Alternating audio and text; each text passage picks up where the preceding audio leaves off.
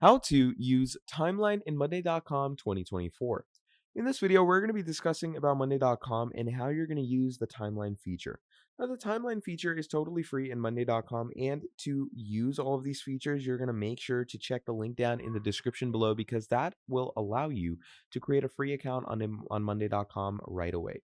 So once you created an account on Monday.com using the link in the description below, what you're going to do from there is it's going to bring you to this project board space.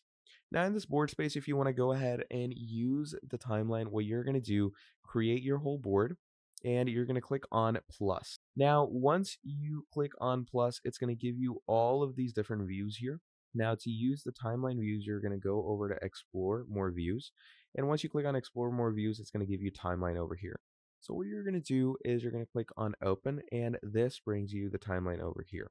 Now, as you can see, it was that easy to add the timeline view. Now, how you're going to use it is different. So again, if you want to add something this easily into Monday.com totally for free, check the link down in the description below to get a free account right away. So once we're over here, what you're going to do in that case is, let's say, you're right here in this timeline, let me go ahead and increase the size.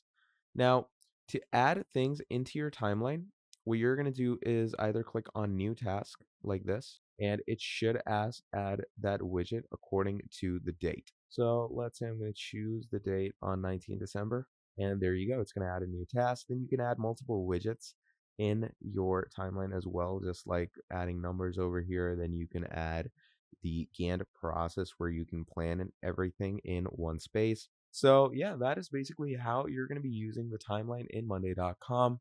Now, again, if you want to use these features for yourself, do make sure to check the link down in the description below. And that is pretty much about it. So thank you for watching this video all the way till the end. And I'm going to be seeing all of you wonderful people in the very next video. Have a great day. I'll see you next time. Goodbye.